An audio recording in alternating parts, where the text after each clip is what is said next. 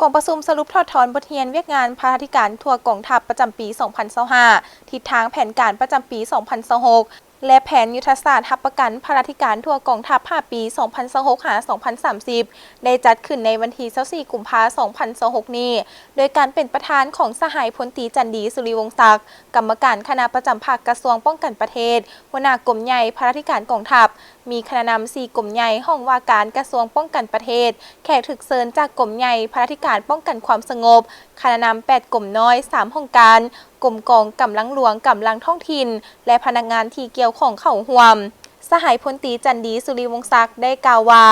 ใน1 ปีผ่านมาภายใต้การชี้นำพาของคณะนำกระทรวงป้องกันประเทศก็คือคณะผักคณะปัญษาแต่ละขันในการจัดตั้งปฏิบัติแนวทางแผนนโยบายของภาคและเวียกงานจุดสูงของกระทรวงพวกเขาสามารถได้ผลสำเร็จในหลายด้านอันพ้นเด่นแมนเวียกงานหับประกันชีวิตการเป็นอยู่ทั่วกองทัพ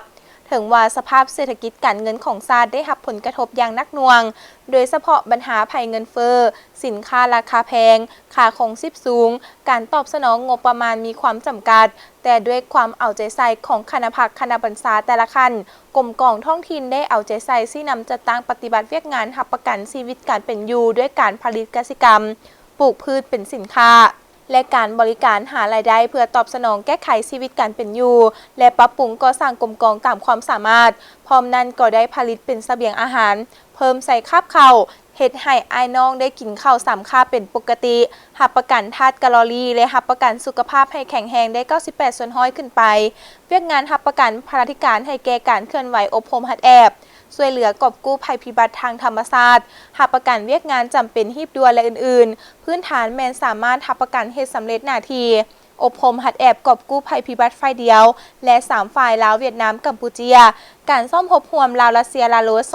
2025 สามารถหับประกันและมีผลสำเร็จเวียกงานผลิตกสิกรรมและการผลิตเป็นสินค้าได้ชี้นำติดตามการผลิตกสิกรรมการผลิตเป็นสินค้าและการบริการประเภทต่างๆเพื่อสนองสิ้นป่าอาหารเข้าเฮือนครัวจำหน่ายสู่สังคมและสร้างรายรับให้กรมกองได้เป็นอย่างดีเป็นการสร้างพาธิการกับทีและสร้างได้ความเชื่อมั่นความไว้วางใจจากการนำภาครัฐก็คือประชาชนลาวบรรดาเผ่ากองประชุมครั้งนี้ได้พร้อมกันสังเกตตีราคาคืนการจัดตั้งปฏิบัติเวียกงานพาธิการทั่วกองทัพในปีผ่านมาสามารถยกให้เห็นถึงเวียกงานที่พ้นดินข้อสะดวกข้อยุ่งยากและบางคำเห็นเสนอแลกเปลี่ยนจำนวนหนึ่งต่อกองประชุมเพื่อพร้อมกันปรับปรุงแก้ไขพร้อมนั้นทางคนขั้วและเป็นเอกภาพต่อทิศทางแผนการเวียกงานพาธิการประจำปี 2026 และแผนยุทธศาสตร์เวียกงานพาธิการแต่ปี 2026-2030 ในการคนขั้วต้องยกสูงจิตใจเป็นเจ้าตนเองเสริมขยายประชาธิปไตยและมีความรับผิดชอบในการคนขั้วปัญหาตีราคาสภาพการให้ถูกต้องภาวะวิสัยต้องเบิ่งคืนบรรดาหน้าเวียกที่เฮ็ดได้และบรรดาปรากฏการณ์ย่อท้อที่คงค้างเพื่อหับประกันให้แก่การกำหนดทิศทางแผนการเวียกงานพาธิการประจำปี 2026 และแผนยุทธศาสตร์ 5 ปีต่อหน้าให้แทดเหมาะกับสภาพแวดล้อมตัวจริงของกองทัพเฮาบนพื้นฐานสุขยุขบวนการในเวียกงานด้านต่างๆด้วยจิตใจบุกทะลุให้มีการหันเปลี่ยนใหม่ที่ตั้งหน้ากว่าเก่าและเกิดมากผลตัวจริง